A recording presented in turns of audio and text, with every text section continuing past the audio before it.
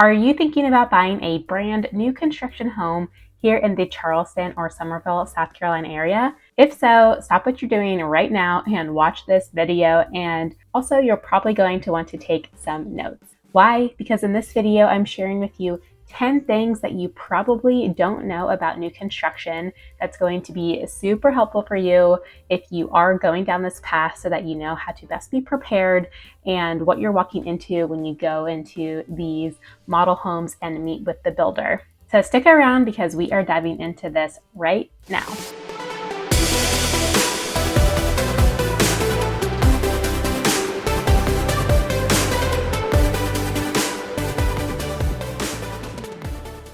Hi, I'm Sarah. I'm a realtor and team leader of the Elevate team at eXp Realty.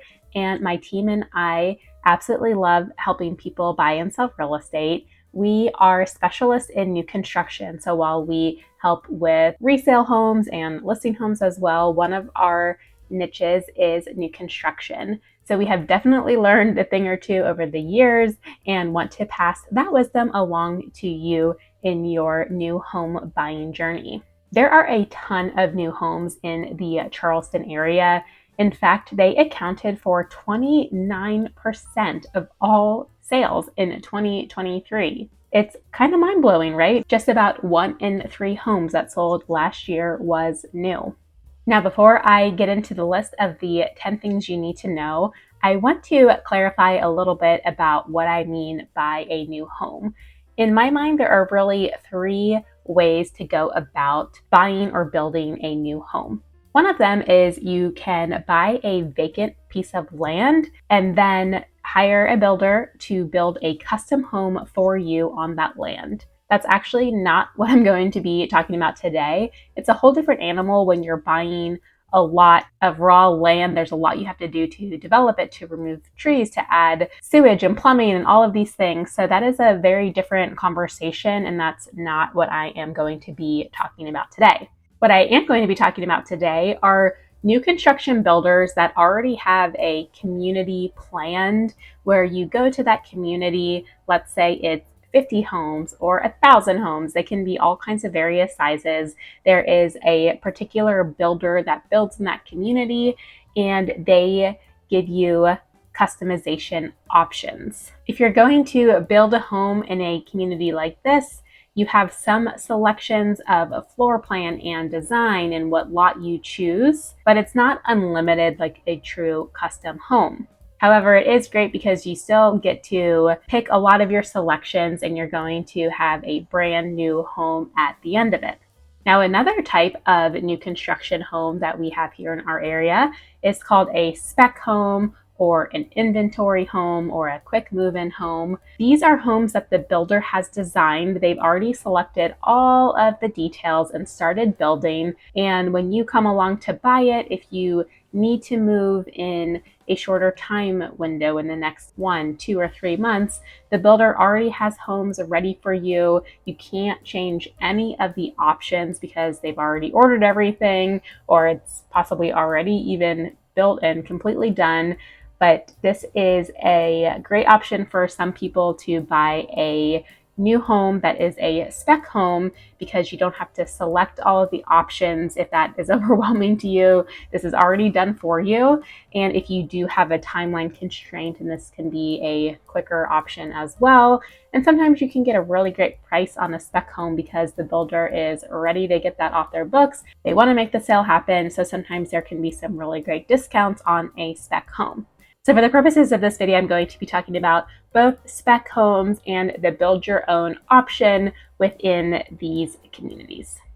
The first thing you need to know about buying a new home is at the very beginning of this process, which is registering with the builder. Now, this can look a variety of different ways. For most people, it's going to be that first meeting in person when you go to the model home or you have an appointment at the sales center. You're actually meeting with a sales agent who works for the builder and going through the process. At this point in time, even if you're not ready to buy, it doesn't matter. They're going to have you fill out a registration at your first visit with your contact information. And on that form, it says, "Are you working with a realtor?" You have to select yes if you are going to work with your own agent and want your own representation. A lot of builders will not allow you to add an agent later. So if you're just exploring for now, but in 1 or 2 years from now, you know you're going to want to buy, but at that first registration, you said no with working with an agent, then a lot of builders will not allow you to change that later. You can be locked into this selection.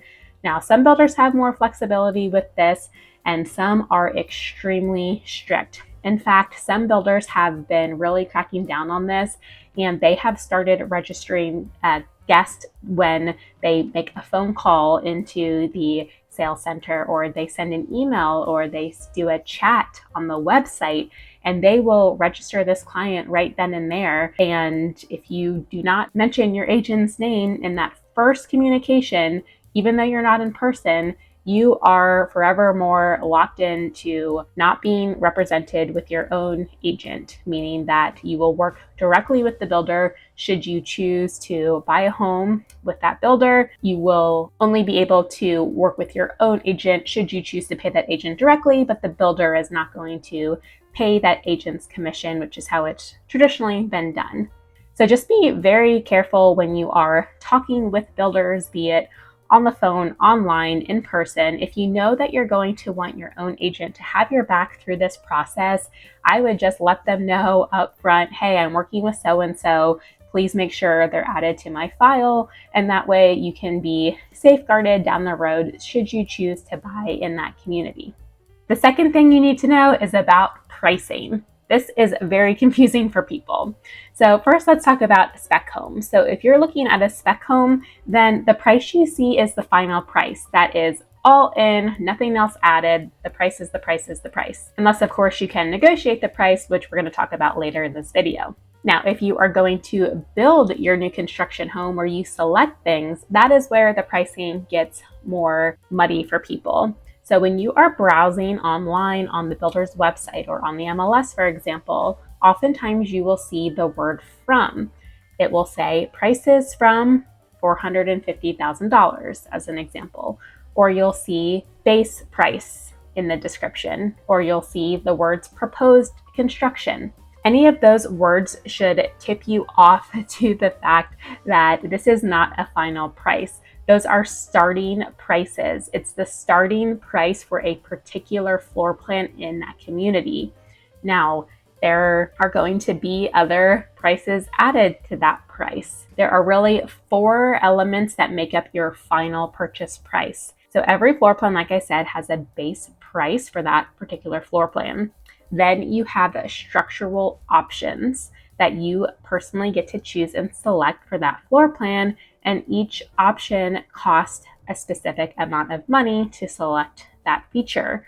So for example, if you want to add a fireplace, that is going to cost you money on top of the base price. If you want to add a sunroom or a screen in your porch, or add a hood vent in your kitchen. There are even things you wouldn't expect that are considered structural options. For example, if you want a floor outlet in your living room so that you can plug in a lamp or your cell phone charger and not have to go all the way to the wall to get your electricity, that is, believe it or not, a structural option, because when they pour the foundation, they have to make sure that they have the electricity underneath the slab and leave room for that in the concrete. So things that you maybe wouldn't even expect can be structural options.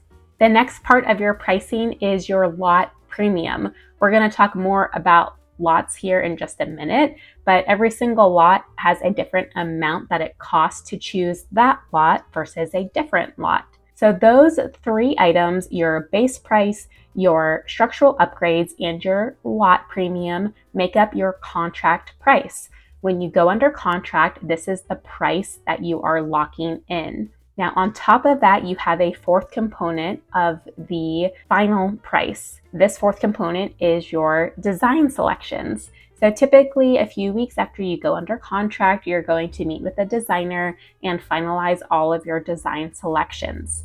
This is going to be things like what kind of flooring you want, what style of cabinets, what color, What kind of tile do you want in the shower, in your backsplash, in your kitchen? All of these visual features that are not construction features is what you can think of with design.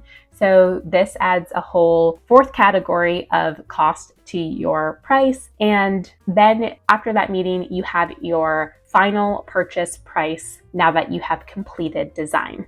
Now, how much more your final price is compared to your base price has huge variability. It depends on the builder. Some builders include more features in their standard selections, while some builders have less and you're going to want to do more upgrades. Some people go crazy, go all out and pick all kinds of expensive design options. Some people don't and plan to do more things after closing versus during the contract and building process. So it can be all over the map. It could be 10%, 15%, 20%, or more that is on top of that first base price that you originally saw online somewhere. Another thing you should know about pricing is that it's always changing. So not only are the structural and design selections sometimes changing in price, so every month they may go through with their vendors and see, oh, did the price of the LVP go up? If so, we have to pass that along to the client. Or maybe something actually went down in cost and the builder can pass that along to you as well. So those prices can fluctuate. Once you're locked in, then you're locked in. So at least for most contracts, you need to read the fine print, of course, but the majority of the time you are locked in once you make your selections. But those things can definitely change from the time that you first get a quote. The builder will also change their pricing. It depends on the market, but as long as the market commands the prices, right? If they're making lots of sales and they're going, okay, well, we're busy and we're making sales, so it can justify a price increase, the builder will continue to raise prices until their sales slow down or something dramatically shifts in the market. Most builders I know have planned price increases at certain intervals. So they'll say, okay, after every 4 sales, our prices across the board go up $1,000, for example. There's a community here that does that. They sell probably 2 to 3 dozen homes a month here. And if their price is going up by $1,000 every 4 sales, that means every month their price is going up $4,000, $5,000, $6,000, $7,000, just depending on how many sales they have that month. Other builders also have planned price increases. So some builders will have their homes broken down by a series. So they might have a small series of homes, a medium, and a large. And after every 4 sales in the small series, it goes up $2,000. But after every 5 sales in the middle series, it goes up $4,000. I'm just kind of giving examples here, but there are builders that will do it that way where they have set price increases for particular models that go up after every X number of sales. So just know that if you're going to get a quote on a home today, but don't go under contract for 6 months, that price quote is only good the day that you get it. They are likely going to have price increases the longer that you wait. The third thing you need to know about building new construction, which I touched on earlier, but this is all about your options as far as personalization versus customization and the difference there. So a custom home is very different. Like I said, if you were going to buy a vacant lot and hire a builder and work with an architect, you could build whatever you wanted to build if you have the budget to do it. The majority of clients that we work with that are building new construction, it's not that level. It's not custom homes, but it's personalized homes. So the builders will have certain floor plans that you can select and options within the floor plan, but you can't just ask them to go outside the realm of what is already approved by the builder.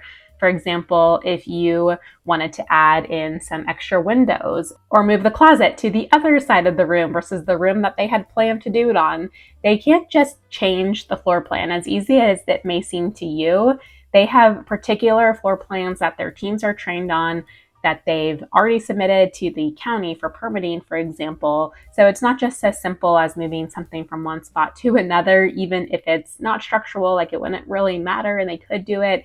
They just have limited options as far as what you can pick. Now, for most people, it's more than enough selection, but if you really have very particular taste, just know that there's going to be limits on exactly what you can choose. But for the average person, it's fine. And if there is anything else that they want to change, it's usually not a huge thing.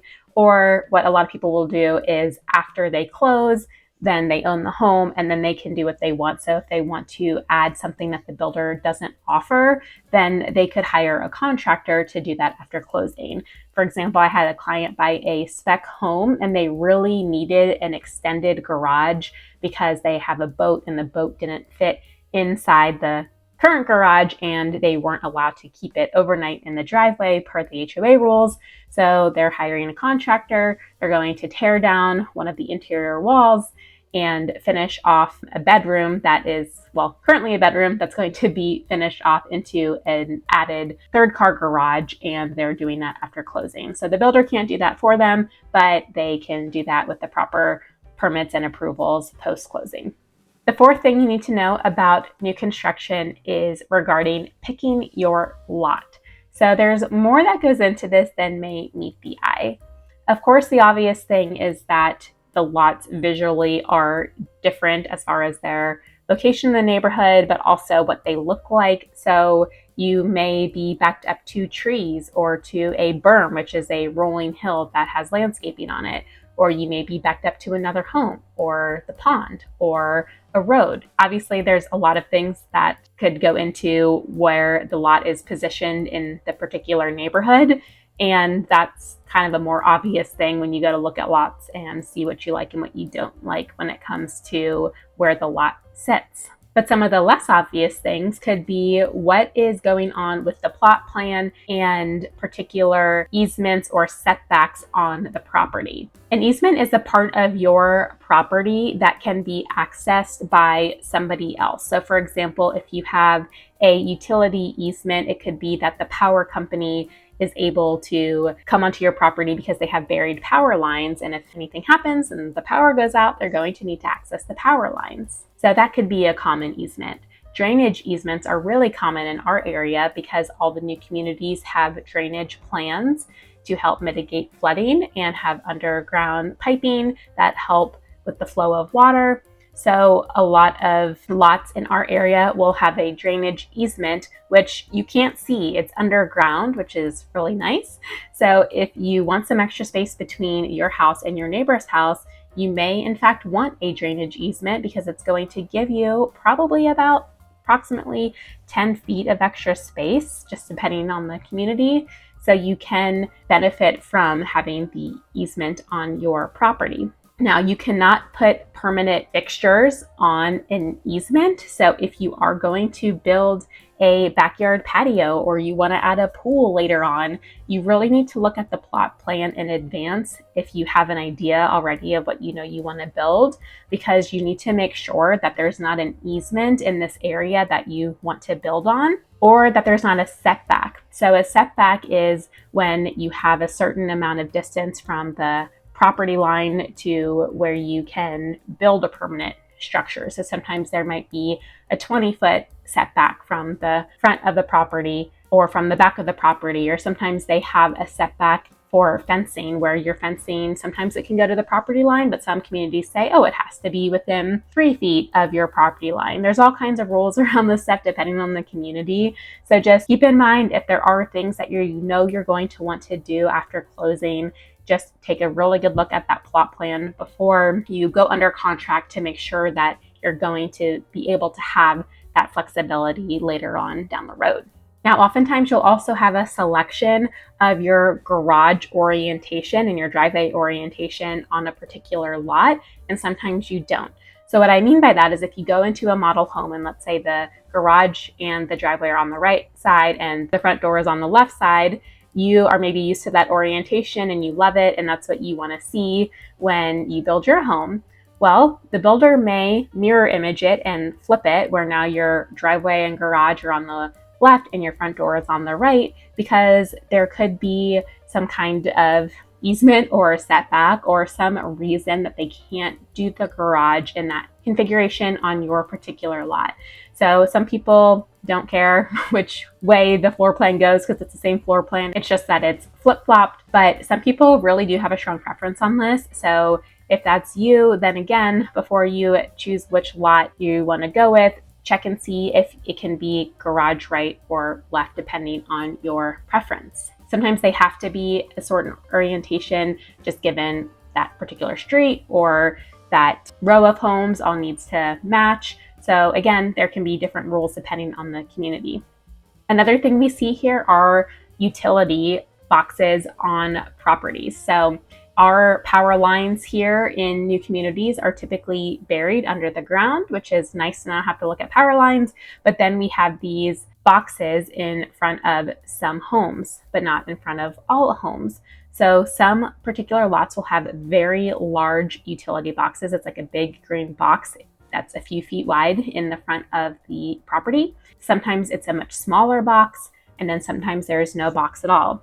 Some people are very bothered by this. Some people don't even notice it. So again, these are just things to note and to look for. You can usually landscape around the boxes. So if you wanted to put up some tall grasses to hide it, then you would be able to do that. So of course, all of these different lots have different lot premiums. The highest premiums are going to be the most exclusive type of lot. So if there's a community that has water views, for example, like a marsh view, those lot premiums are going to be way higher than a lot that faces another home in the back, for example, and doesn't have a view.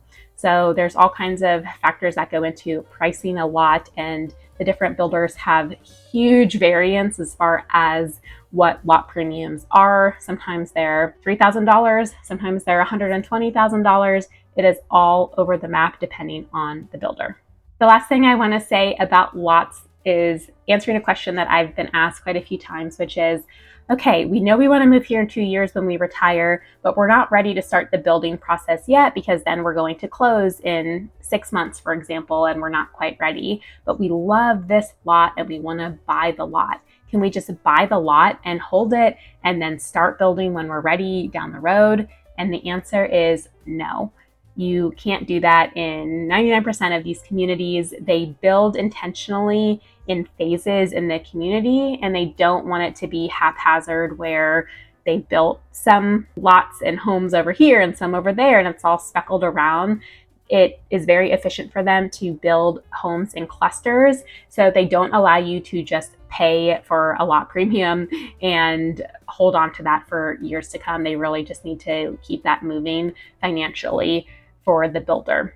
I've also had clients who were interested in a particular spec home. So let's say they fell in love with a floor plan and they know they want it on a pond lot, but that particular floor plan is not currently available on a pond lot, but we know in about 6 months from now that there's going to be one available. Can they just go ahead and pay the deposit for that home, even though it's not released and it's way down in the pipeline? And the answer typically is no. You can't just reserve something months or years in advance with most builders. Again, they have a process for things and they just don't release things so far in advance, usually, where you would be able to offer them something like that. Even if you had cash and you could pay them the full price right then and there, they just have systems and policies for how they operate, especially the really large builders, so they just can't go outside the lines of their systems typically. Now, I have seen it where builders are in between phases, so they don't have current options either for an inventory home or to build, but they will be releasing the lots, let's say, in the next 3 months. So in that case, I have seen it where you could put down a deposit. So let's say you could put down a fully refundable $5,000 deposit to reserve this lot. And then once the lot is formally released, they will allow you to move forward and go under contract at that time. But it's just too early where they really can't have you go under contract yet because they're still developing the land and waiting on permits from the county, for example. So they just can't really have you go under contract right then and there. But that's why they offer a deposit sometimes, is so that you can reserve that lot at least and have first dibs on that particular piece of land. The fifth thing you need to know about new construction is all about the builder's contract. So once you go under contract, which means that you are finalizing all these selections that we talked about and agreeing to purchase the home, you are going to get a legal document that is probably 40, 50, 60, 70, 80 pages. It can vary depending on the builder, but sometimes they truly are 80 pages long. It's kind of insane. Now, each builder uses their own contract. If you were to buy a pre-owned home or a resale home, this is a completely separate state contract that we use for those types of sales. But in new construction, it's completely different. The builder's attorneys have drafted this contract. They use it across the country, and it is very one-sided in the builder's favor. Every dispute that the builder has had with a homeowner over the last 70 years is now made its way into this contract. So there could be something that isn't even relevant in your market, but they had one bad experience with one person out of millions, and therefore now the attorneys put it into the contract. So just know it could have kind of crazy sounding things in there, like a wild animal addendum is one that I see in our area, and it says, just know that you may be subject to wild animals and alligators and bears, which we don't even really have in our area, but it's in there, and coyotes and foxes and raccoons, and they just list every single wild animal in our area and beyond just to cover themselves. So some stuff like that can be a little bit silly, but there are things in there that are more serious, and you definitely need to read the contract, make sure you understand it, ask any questions. If you don't understand something, you can ask the builder's agent. You can also call an attorney. So just make sure you know what you're signing.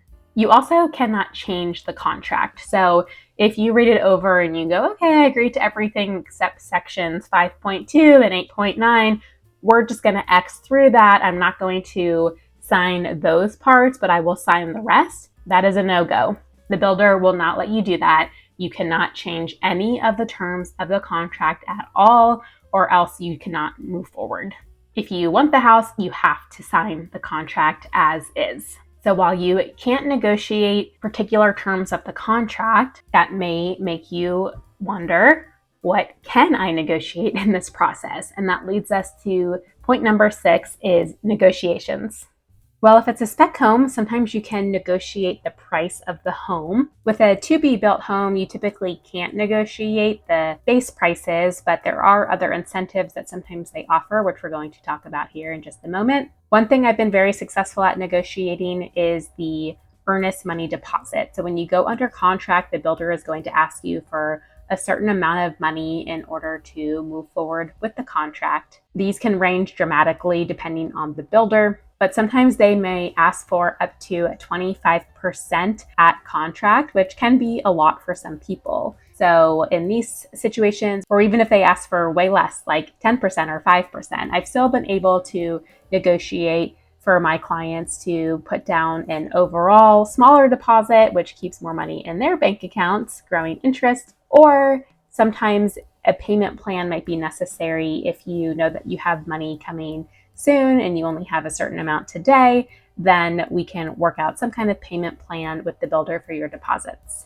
Sometimes builders will accept home to sell or home to close contingencies, which means that if you have a home that you need to sell that you own now in order to close here on your home in South Carolina, some builders will accept what's called a home sale contingency, where your contract here can be contingent on your home selling in your home state.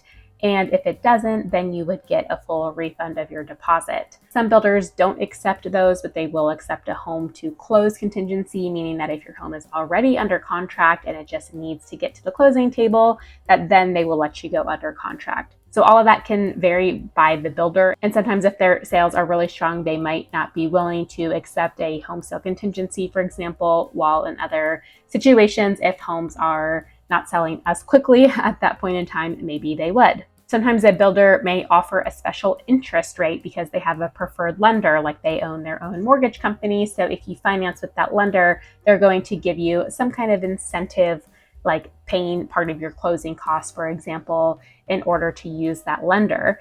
Now, one thing you can negotiate, which just happened to me recently, is that my clients were interested in a home that was eligible for a lower interest rate.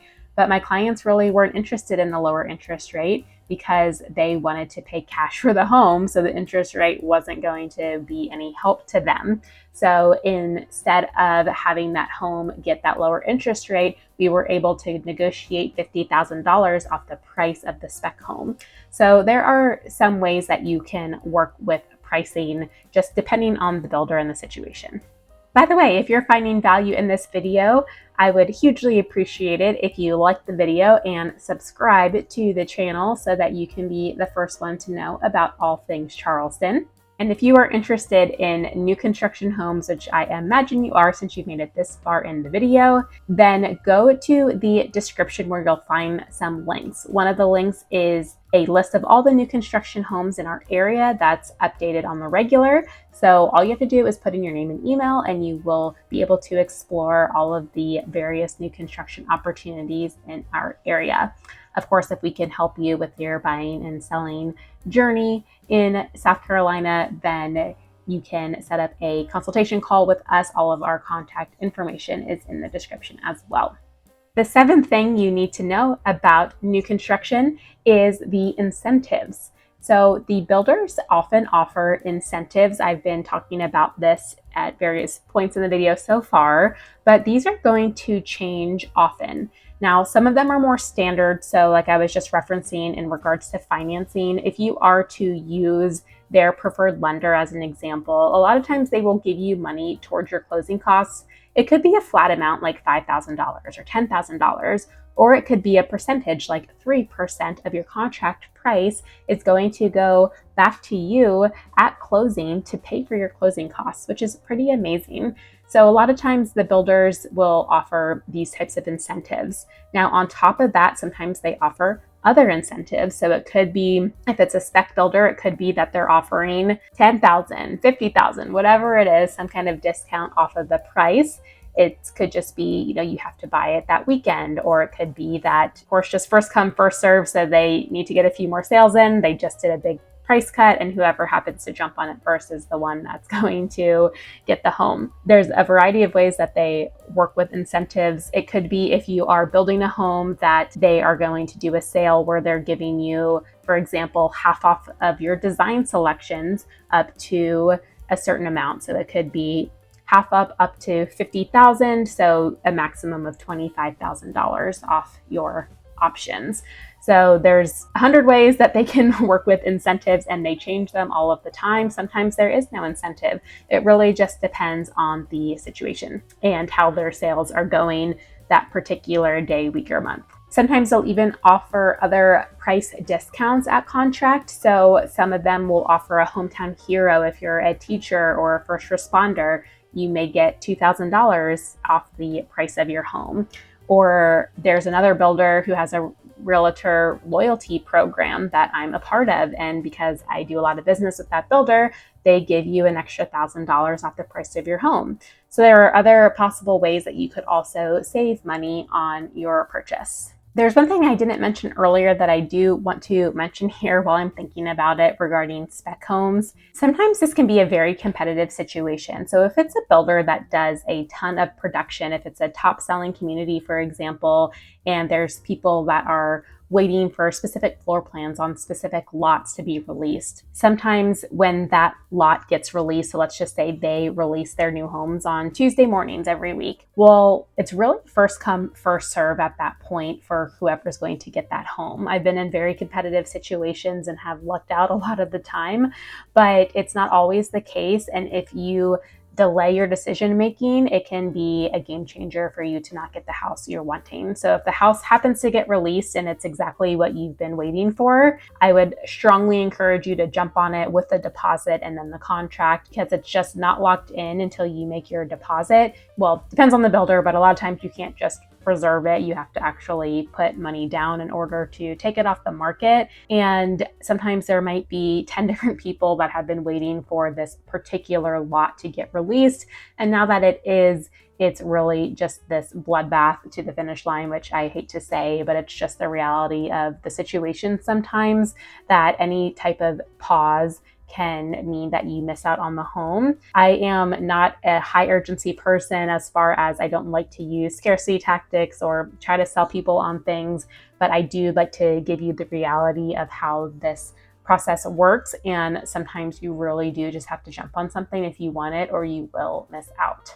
All right, number 8 is regarding inspections.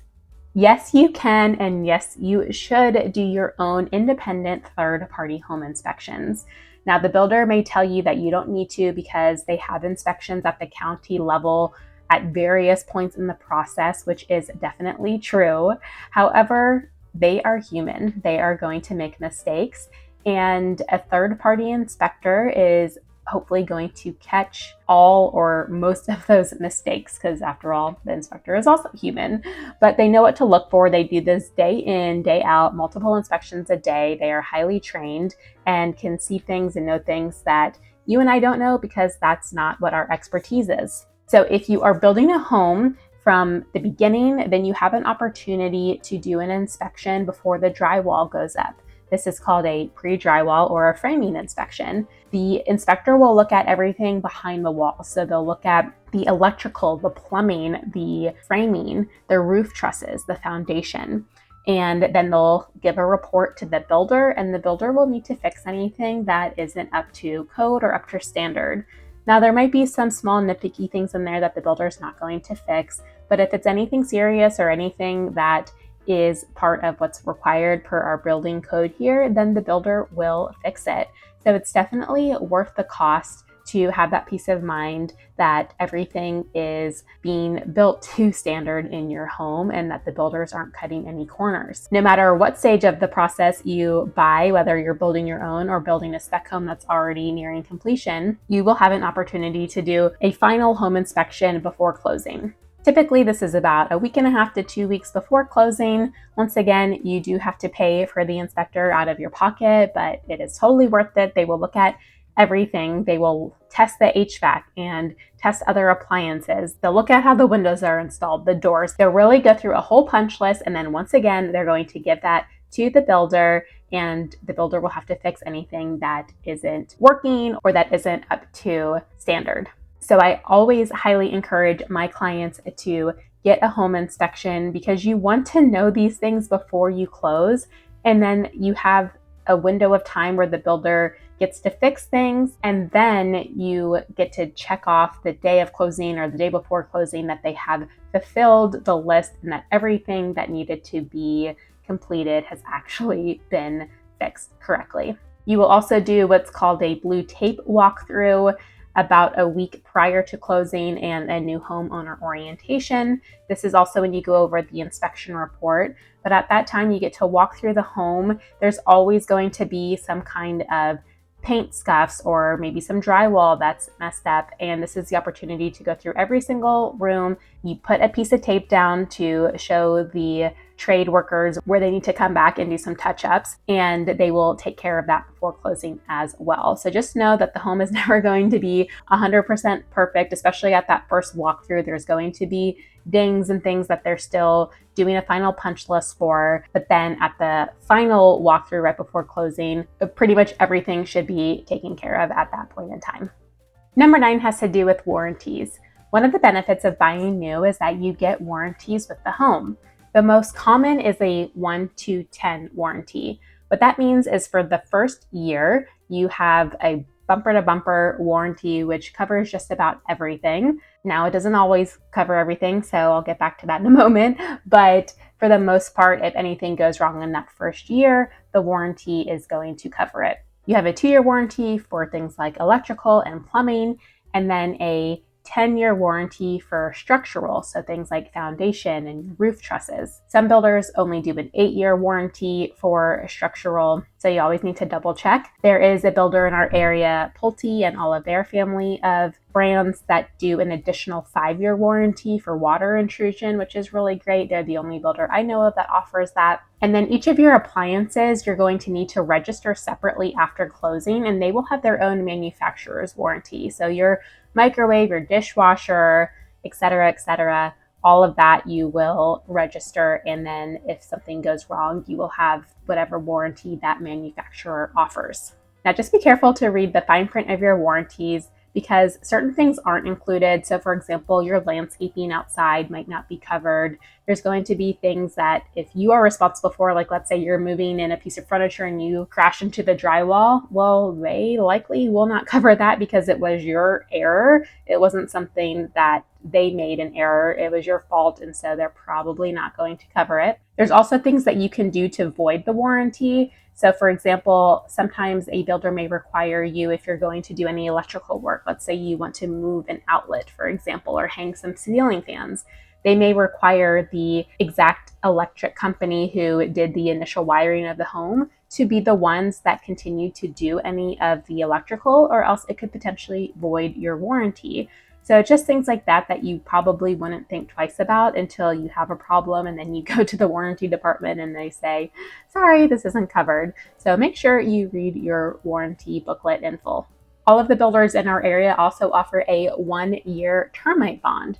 So termites are a big deal here. Termites love hot and humid weather, which we have a lot of humidity here. So it's required that the builder is either going to do a soil treatment, or what's most common are bait traps. It's these little stations about 6 feet all around the perimeter of the home that have baits for the termites in the traps, and then every quarter they will come out and refill the bait stations. The termite bond is essentially like insurance for termites, so should you have any termite damage, depending on what kind of bond you have, it should cover the damage in the majority of situations. So it's definitely something you want to keep intact. You get that 1 year for free with the builder, but then starting in year 2, it is something that you would need to pay for out of pocket, but it's not too expensive annually. So I definitely 100% recommend keeping the termite bond in place year after year so that you continue to do your part to keep termites at bay. The most expensive part is setting up the termite bond. So once you have it, it's less expensive to carry it forward.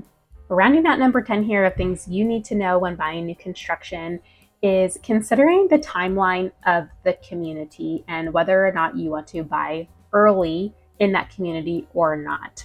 What I mean by that is when a new community opens up, there's a lot of pros and cons. So some of the pros are that if you can be the first or one of the first homes to buy in that community, there's a great chance that you will be building a lot of equity. As I discussed earlier, the builder is constantly raising their price. And when they are trying to get a new community up and running, it's typically going to be the lowest prices that you'll ever see in that community. So therefore, if you wait it out 5 years, 10 years, by the time they've built out the community, you are going to have so much equity with those built-in price increases. On the flip side, sometimes they don't have the amenities built yet. So if they're going to have a pool or a clubhouse or any type of amenities in the community, they don't normally start off that way. So you are buying into a neighborhood that doesn't have all of the perks yet that you can enjoy. Not to mention that living in a construction zone is very messy and noisy. You have construction usually 6, sometimes 7 days a week. There are limits, like by 8 p.m. they have to be done, but let's face it, that's pretty late. It is very messy with the dust and the debris and just sometimes trash that blows through the streets.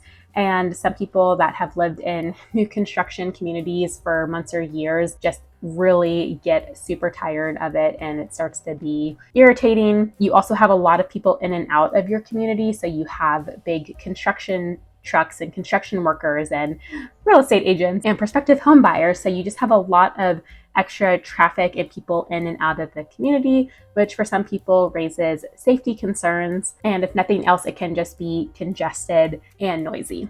Now, the builders will often build street by street, like I talked about earlier. So if you buy in one area, like say phase 1 of the community, then maybe by phase 2, you are not on a street with through traffic. So perhaps your disruptions will be minimized. It really just depends on your particular lot and where you bought in the community compared to where the new phases are being built and whether or not big dump trucks are going by your house every single day. So there's just a lot to consider when you are buying early on. It's not really a right or a wrong or a good or a bad. It really just depends on your personal preferences and goals, what you can tolerate, and what you are hoping to get out of this experience when you buy new. That wraps up our video about new construction today. If you want to see some new construction tours, we have a whole playlist going through different communities all over various parts of Charleston. So you can check that out to see what kind of new construction we have going on in our Charleston and surrounding areas. Once again, if our team can be of assistance to you in your buying and selling journey here in Charleston, please reach out to us. All of the contact information you need is in the description. Thank you so much for watching, and I will see you in the next video.